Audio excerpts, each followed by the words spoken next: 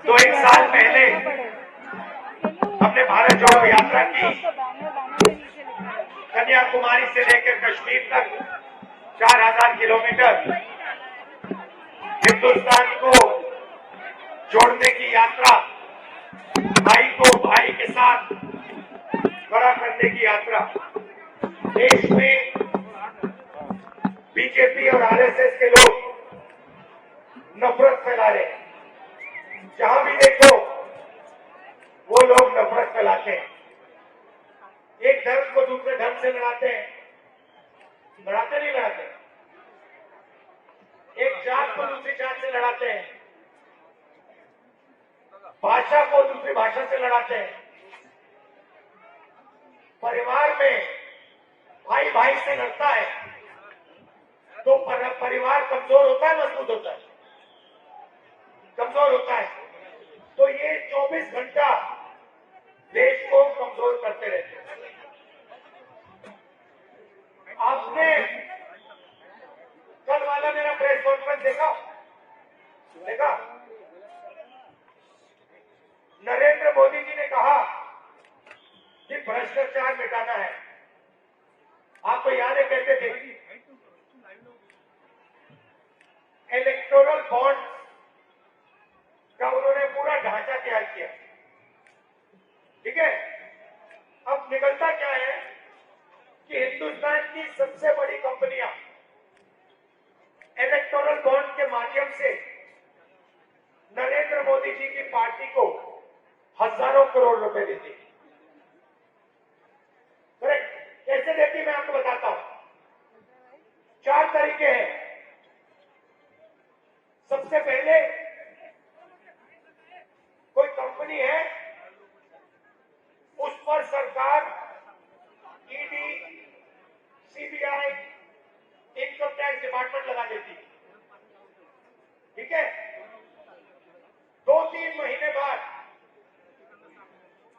BJP को वो donation देते हैं और डोनेशन देने के एकदम बाद सीबीआई, ईडी, इनकम टैक्स की इंक्वायरी ठंडी हो जाती। तो ये हुआ एक्सटॉर्शन। दूसरा तरीका, बड़े बड़े कॉन्ट्रैक्ट बनते हैं, सड़क के, पुल के, अलग अलग देश में डिफेंस के सारे कॉन्ट्रैक्ट दिए जाते हैं।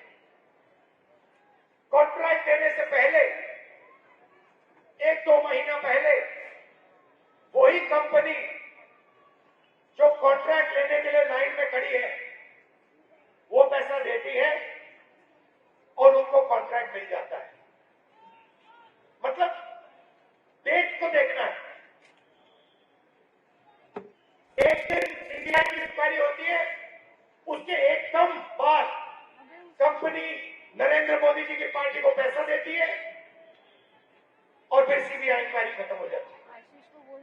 कॉन्ट्रैक्ट का समय आता है, उससे एकदम पहले वही कंपनी पैसा देती है और कॉन्ट्रैक्ट उसको मिल जाता है। यह हुआ दूसरा तरीका। और तीसरा तरीका कॉन्ट्रैक्ट दिया जाता है किसी कंपनी को और कॉन्ट्रैक्ट का परसेंटेज सीधा नरेंद्र मोदी जी की पार्टी को दिया जाता है। और चौथा तरीका शेल कंपनी बना रखी है, खोखली कंपनियां बना रखी है। उस कंपनी में से बीजेपी का अपना ही पैसा बीजेपी के हवाले हो जाता है। हजारों करोड़ रुपए ऐसे नरेंद्र मोदी जी ने इलेक्टोरल बॉन्ड से आपसे लिए। ये पैसा किसका है? जनता का। जीएसटी का पैसा है। सही बात? ये आपने शर्ट खरीदी, ये कितने की खरीदी आपने? 600 रुपए की शर्ट खरीदी। अगर यही शर्ट अदानी खरीदता, जीएसटी वो कितनी देता? आपकी जितनी देता। आप 18% दोगे, वो भी 18% देगा।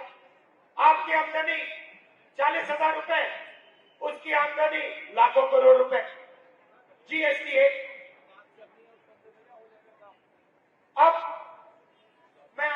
सवाल पूछता हूं, देश में पिछड़े वर्ग के लोग कितने हैं? नहीं नहीं नहीं, 85% नहीं है देश में। देखो, ये आपको मालूम होना चाहिए। भैया ये रस्सी हटा दो, आ जाओ आप लोग।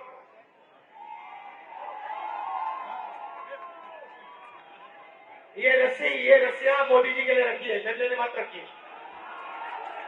मुझे कोई रस्सी की जरूरत नहीं है।